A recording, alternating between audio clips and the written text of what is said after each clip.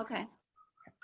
Sadhana is very important for stimulating Ajna chakra. Oh, I should probably explain. We are reading Hatha Yoga Pradipika, and we are up to chapter 1, verse 35. Wait, start at 34. Well, it's just description on 34, isn't it? The 34. No, The beginning. 34 is an explanation. Okay. It's an explanation. A correct meditative posture is most important to a yogi. Therefore, Swatmarama advises that any follower of Matsya and Jirath must practice these 4 asanas. Hatha Ratnavali also lists these 4 as the most important. The Shiva Samhita said Siddhasana, Padmasana, Ugrasana, which is Paschimottanasana, and Swastikasana are the most important. The Goroksha Satarka mentions only 2 asanas as most important, Siddhasana and Padmasana. Siddhasana is practiced by men. The equivalent for women is Siddha Yoni Asana. The other 3 asanas can be practiced by both. Siddhasana is known as the pose of the perfectionist or the pose of perfection. Padmasana is the lotus posture, also called Kamalasana. Simhasana is the lion's posture, and Vajrasana is the gracious pose. Yeah, so if you want to go. You stick your heel up your hoo-ha and your bum. That's Yeah. That's it. Okay. According to Swami Shivananda, in the practice of Siddhasana, one heel should be pressed into the anus and the other placed at the root of the generative organ. Both ankles are then resting one on top of the other. Siddhasana is very important for stimulating Ajna chakra and controlling nervous and pranic impulses from Muladhara and Svadhisthana chakras. So it's meant to be sort of an intentional root lock that pushes energy upward and changes the directive flow of apana, which is the downward flow of energy in the nervous system, and prana, which is the upward flow of energy in the nervous system. When Ajna is awakened, the realm of pure consciousness is experienced, is beyond the effects of prakriti or nature, and is therefore the door to liberation. I don't know.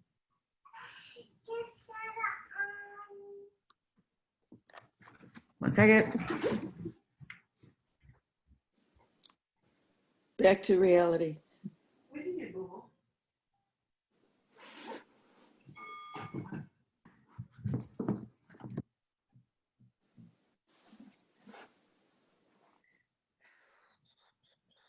Shambhavi Mudra stimulates the Ajna chakra so that the pranic impulses coming up from the lower centers can be received.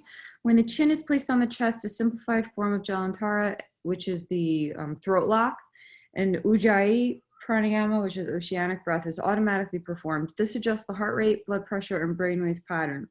When you first start to practice meditation, other postures can be utilized, but in the final stages, when the external consciousness drops and the inner consciousness begins to pervade, Siddhasana is the best posture as it enables you to handle the changes that take place in the body during deep meditation. When mental fluctuations cease, inner consciousness blooms forth and exterior consciousness withdraws. The body metabolism alters. The brain waves, inner body temperature, and skin resistance undergo tremendous changes, and the effects on the consciousness can be detrimental if one is not careful. Siddhasana prevents nervous depression from occurring during meditation. Siddhasana is lion's pose. Oh no, that's accomplished pose that we're talking about. As it stops the blood pressure from falling too low, regulates the production of the male hormone testosterone, and helps maintain the inner body temperature. It stabilizes the 2 lower psychic chakras, Muladhara, which is the root, and Svadhisthana chakra, which is the sacral chakra or sexual chakra, where the so Muladhara is like your adrenals, and Svadhisthana is your testes and ovaries. Redirecting prana upward towards the higher centers. Blockage of energy within these 2 centers is responsible for many health problems. It also poses a barrier which has to be crossed in spiritual life. Muladhara is the root center in which an infinite source of pranic energy lies dormant, while Svadhisthana is the center responsible for the sexual and emotional metabolism, in which our psychic energy most spontaneously manifests itself. When our emotional life does not extend beyond this plane, blood pressure and cardiac function remain unstable, and our role and purpose in life remain ill-defined and unclear. On a pranic level, Siddhasana balances the alternating flows of Ida and Pingala nadis, thus activating Sushumna. Many people consider Padmasana as the ultimate posture for meditation. However, Siddhasana is easier to practice and maintain. In Siddhasana, the feet are less likely to fall asleep. and the body is locked firmly in its position. Excuse me. Siddhasana also stabilizes cardiac function, and if practiced throughout life, it bestows protection from emotional ravages and stabilizes the passions, preventing later cardiac demise. Swami Shivananda said that the Siddhasana is actually the best practice for most people, even with large thighs, and it is essential for those who wish to observe celibacy. If one can master this asana, one will acquire siddhis, which are psychic powers. According to the others, placing the heel above the penis and the other heel on top of that is Sadhasana. This description is actually of Guptasana. Guptasana. So that's actually what Iyengar teaches, that's what's, I always thought that's what Siddhasana was because Iyengar taught that. It may be considered a variation of Siddhasana, best for those who are unable to sit in the way previously described. Hataratnavali agrees that some people consider this text to be Siddhasana, bless you, but other Hatha Yoga texts such as Garan Samhita, Goraksha, Satkarka, and Shiva Samhita describe Siddhasana with one heel pressing the perineum and the other on top. It is the most widely practiced form of Siddhasana even today, and even the Nath yogis use only that. Vajrasana, Muktasana, and Guptasana are three different variation of postures. Siddhasana is the pose of perfection. Vajrasana, the thunderbolt pose, regulates the Vajra Nadi. Muktasana is the pose of liberation, and Guptasana is the secret pose. The leg, and that's because it's crazy. You fold your toes backwards, and I still don't know how to get into it. The leg and feet positions vary in all four postures. Perhaps what the shloka is trying to express is that some say Siddhasana is essential, others think Vajrasana, and others Muktasana, and others say Guptasana. Muktasana is not described in this text, but the Garan Samhita states that it is done by placing the left heel underneath the anus and the right heel above it.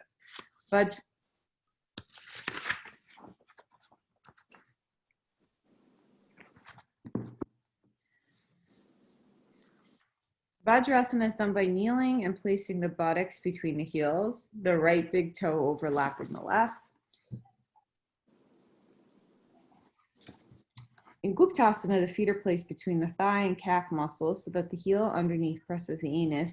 However, when the left heel presses the perineum, it is Siddhasana. Siddhasana is most useful because it exerts a constant pressure on the perineum. Just as moderate diet is most important of the yamas and non-violence of the niyamas, so the siddhas knew that Siddhasana is the most important of the asanas. Moderate diet is the basis of self-control as it brings balance to the body and mind and controls lust. Non-violence is the basis of controlled conduct because it checks the expression of the mind and emotions. When the basic tendencies of mind and prana are channelized, psychic and spiritual experiences awaken. When these experiences occur, you should be adequately prepared with Siddhasana. Of all the 84 asanas, Siddhasana should always be practiced. It purifies the 72,000 nadis. Even if you practice no other asana, Siddhasana must be performed. Although there are other asanas which purify the body-mind complex, Siddhasana balances the energy level by equalizing the mental and pranic forces. An unhealthy lifestyle leads to a buildup of toxins in the body and negative thinking, which subtly manifests as blockages in the nadis, which are the energetic rivers or the nervous system. If Sushumna, the central channel of energy of the spine, is to awaken, the nadis must be purified so that the energy flows freely, and Ida and Pingala are balanced. Siddhasana is essential for achieving this. How can a sitting position purify the nadis? Pressure on the perineum stimulates Muladhara chakra, the point at which three major nadis. That's not Aman Baba. I'm sorry, guys. Mark is not feeling well this morning. Just 1 second. Okay,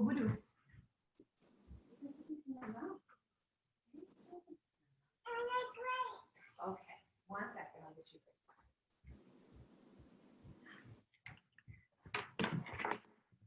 She's chewing on wires. Num num. Oh boy. Okay.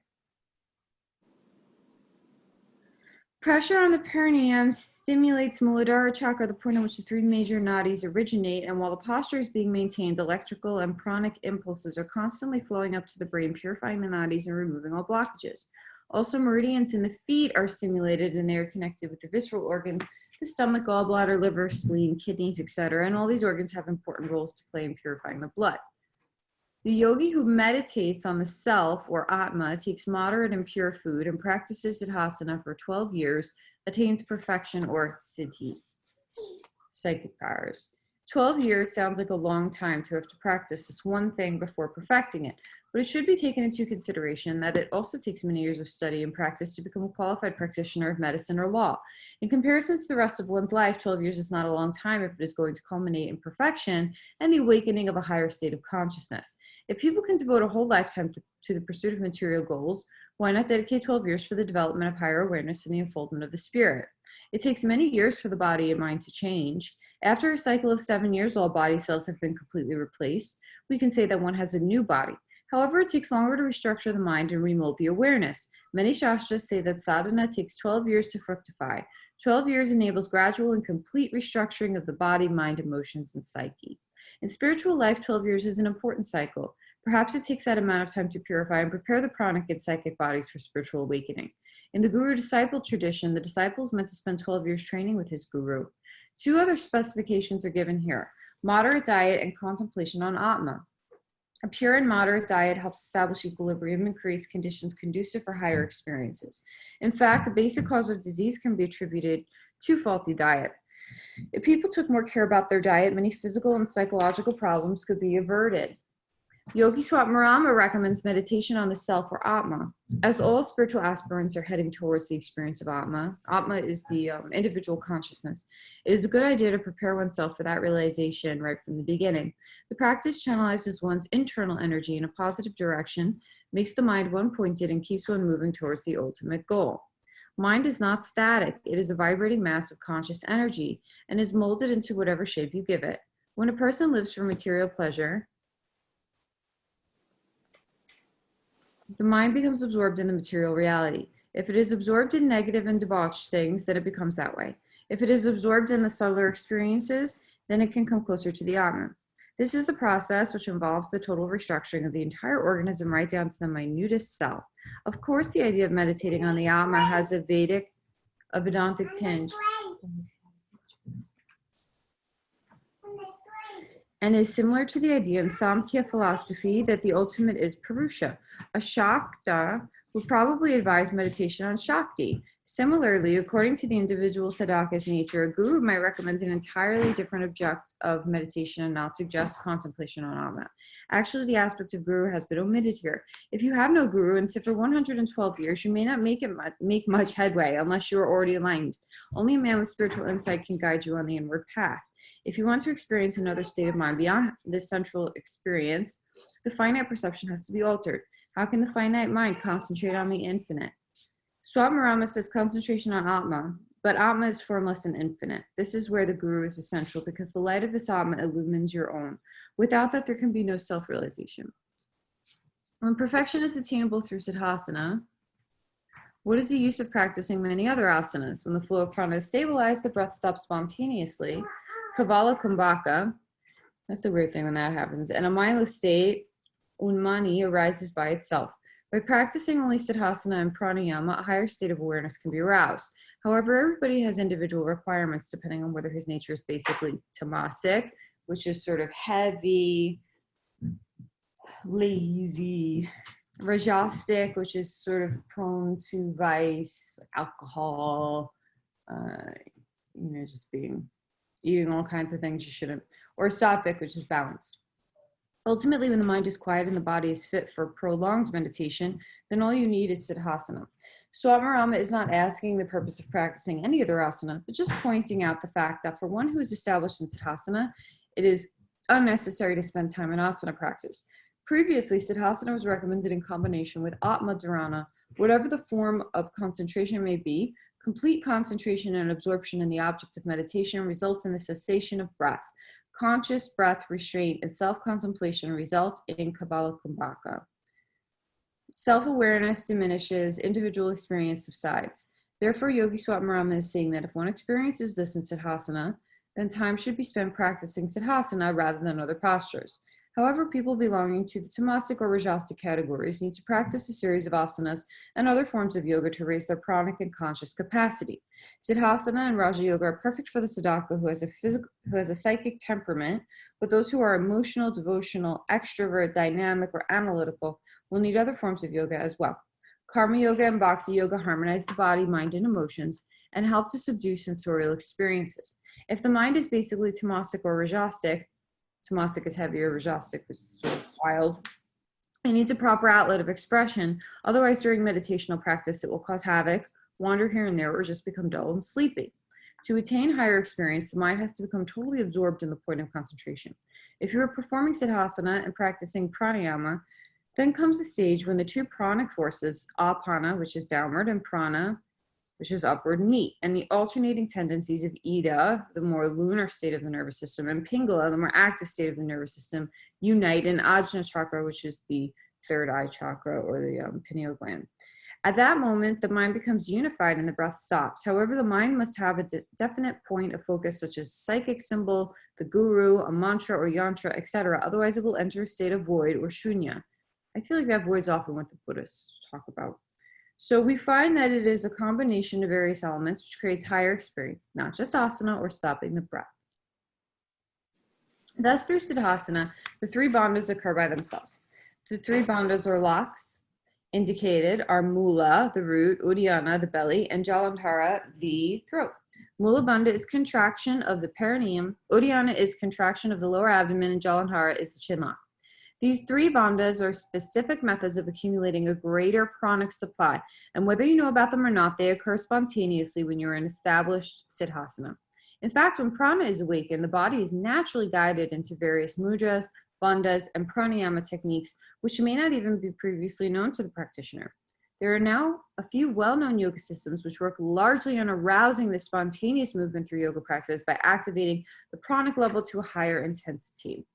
There is no asana like siddhasana, no kumbhaka like kavala, no mudra like ketchari, and no laya or just dissolution of mind like nada, the inner sound. Here the full sadhana of samadhi has been described.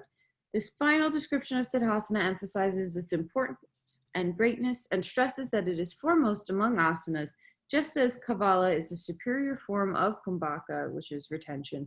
Ketchari is the foremost mudra. That's when the all three are activated and the tongue rolls back. And nada, which is the yoga of sound. It's like this. It's like om. It's this underlying sound to everything. Is the best dissolvent of the mind. We will not clarify Kavala, Kumbhaka, Ketchari, Mudra, or Nada here, as Kumbhaka and Pranayama are discussed in detail chapter 2, Ketchari in chapter 3, and Nada in chapter 4.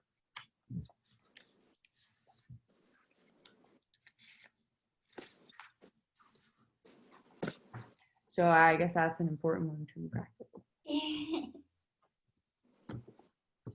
Yeah, I guess when we were discussing this on Monday, I've known how important everything detail is in yoga, but like really there's like a purpose of every single thing in yoga, like where your heel is and which side heel, like left versus right. Yeah, so it's very, I'm really liking this. Yeah. And I've read things where they're with these enlightened people and they would just spontaneously shoot into mudra. I mean, I've definitely experienced the mudra thing in meditation where your hands just curl. It's really weird. It's like a sneeze. You know, it's like a automatic thing. It's just freaky, and the breath stopping and then the tongue curling back, like all that stuff is it just happens. Like you don't have to. There are some practitioners who will try to intend for it. Like they'll cut their bottom of their tongue so they can purposefully curl it back, but that's not really. Oh my goodness. Yeah, I don't think you're supposed to do that. But even it was a ashram upstate. I feel like Shivananda was up there at some point now. And when people go to practice with him, he would just go up and like his body would spontaneously go into asanas, into postures.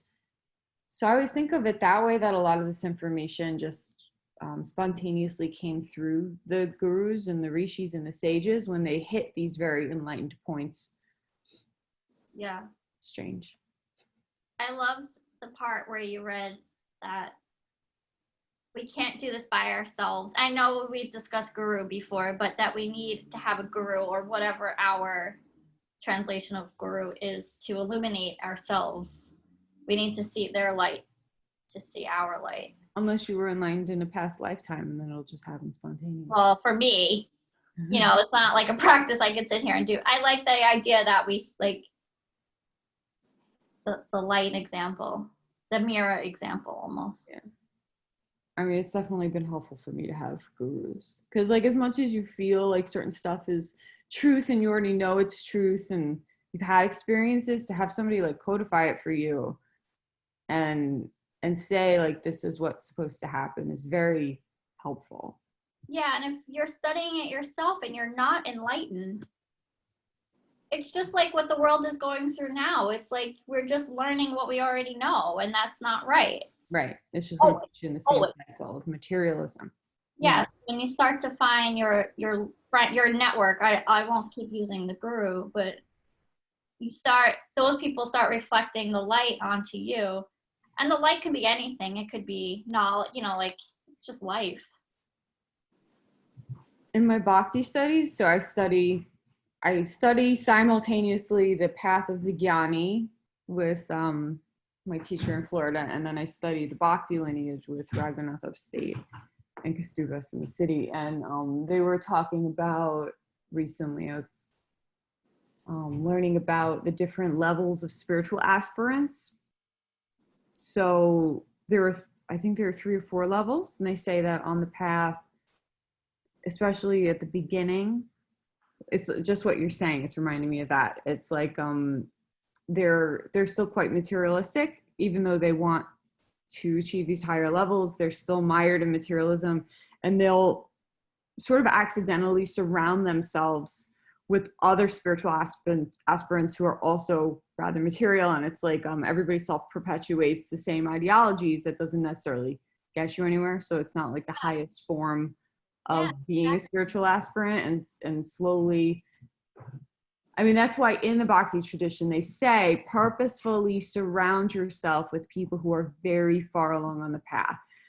Those should be the people that you emulate, that you really carve out your time to be with, because those are going to be the people who sort of propel you forward, because they're like 3rd grade or 4th grade, 4th level spiritual aspirants. And you become like the people that you hang around. So it's just what you're saying. Like if we just continue to. It's hard though, because I haven't felt this way, but maybe I don't feel like I felt this way, but if you're in preschool and you're told to go hang out with the college students, like you're going to feel a little uncomfortable. So like beginners feel intimidated maybe, or they feel like they're not good enough, especially in this country, because like you have to be the best at everything, right? Yeah. But it's an important lesson to just like sit back and watch and learn and not have all the answers. Like wipe your slate clean. Yeah.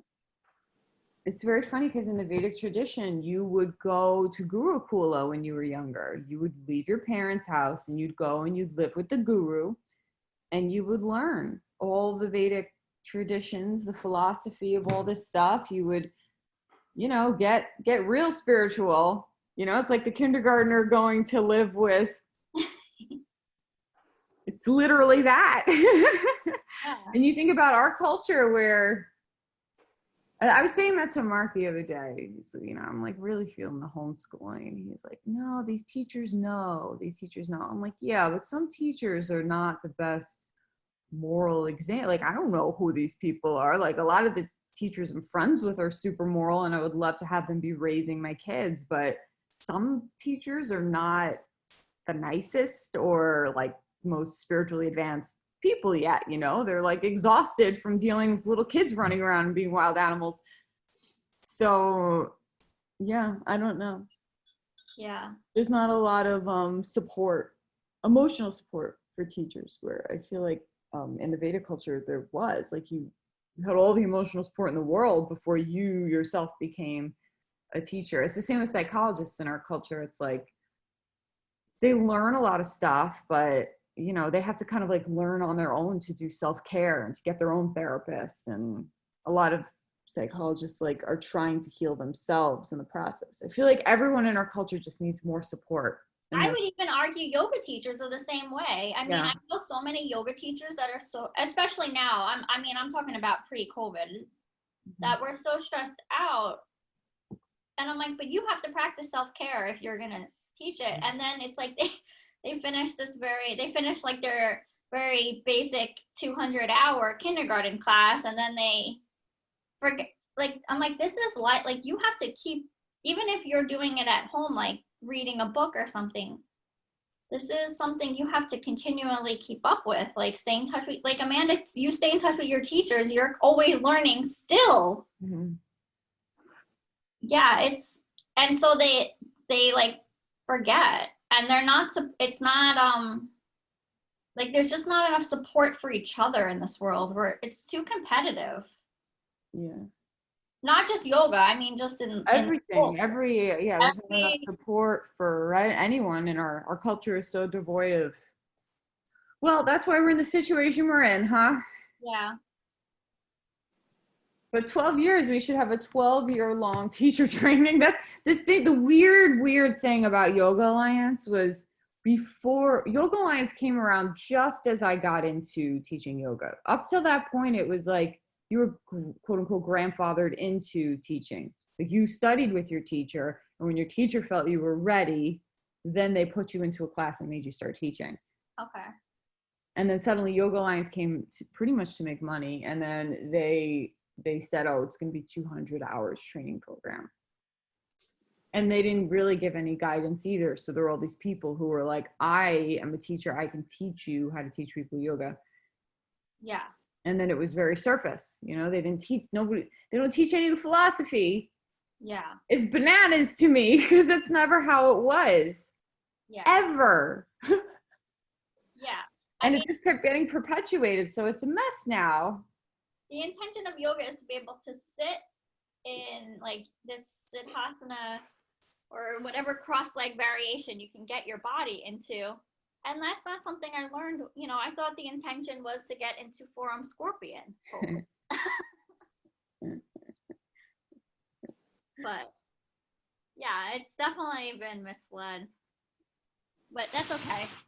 That we have to do the work so we can be the light to others, I guess. Right, it has to start somewhere, and we're in a real dark time, so I guess it has to start with 200 hours.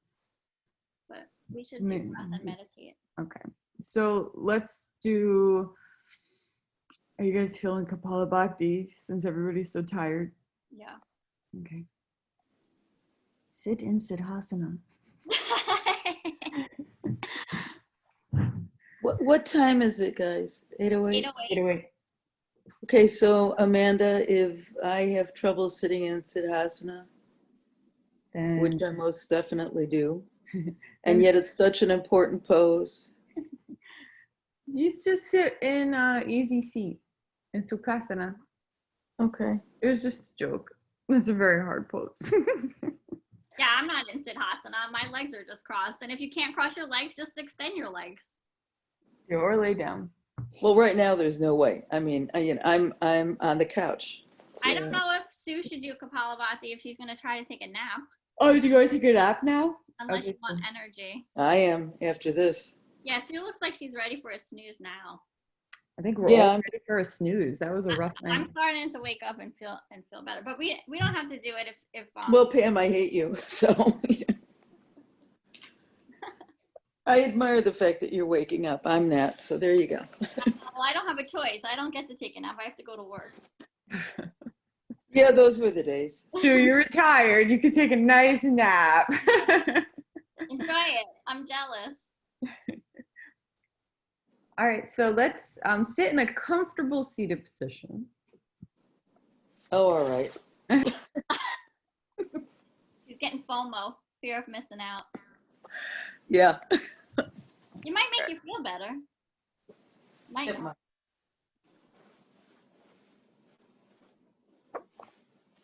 What actually put me to sleep, which I'm now remembering, I forgot last night, what I finally, because I was reading in that website that between, ready for some secrets, between the third eye And the crown, there are 2 other chakras. So we do all these advanced meditations to absorb your mind in the chakras, but I didn't know about these 2. So there's the soma chakra, which gives the state of like really deep bliss. And then like 2 inches above it, there's the guru chakra. So while ajna is without knowledge, guru chakra gives you all the knowledge of everything. He's waited till now to tell her, but I was focusing on the soma chakra, the bliss chakra, and I passed right out. It's like so if you want to focus on that so you could take a nice nap on the couch. All right, so sit up and we'll start with alternate nostril. And then if you just want to stop with that, you can, and I'll lead through Kapalabhati after. So fold the peace fingers of the right hand to the center of the palm.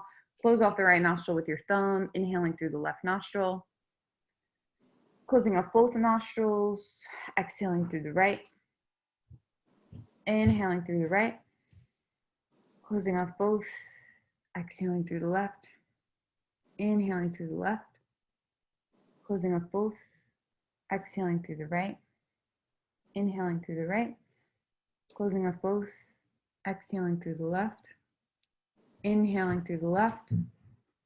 Closing off both, exhaling through the right. Inhaling through the right. Closing off both, exhaling through the left. Inhaling through the left. Closing off both, exhaling through the right. Inhaling through the right. Closing off both, exhaling through the left. Inhaling through the left. Closing off both, exhaling through the right. Inhaling through the right.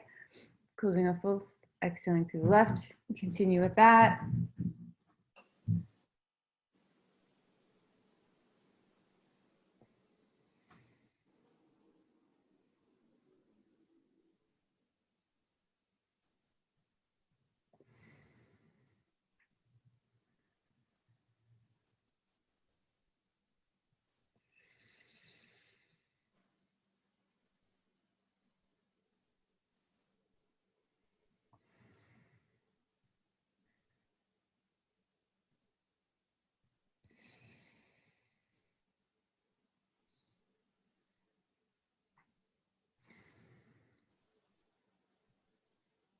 Exhale at the left side when you're finished.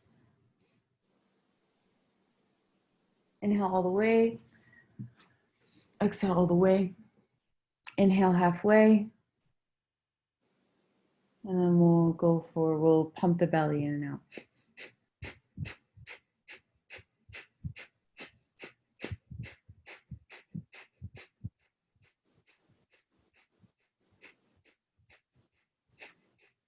Inhale all the way. Squeeze the pelvic floor, suck the belly in, tuck the chin.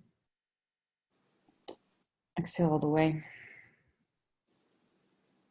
Inhale halfway. Pump the belly.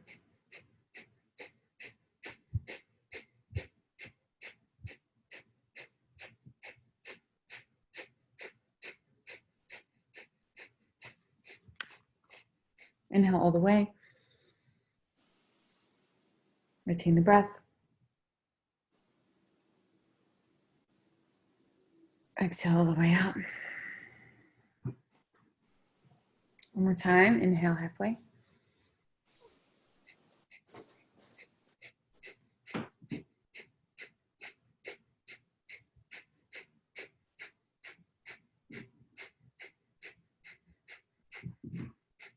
Inhale all the way. Retain the breath. Exhale all the way out. And you can move into your meditation practice.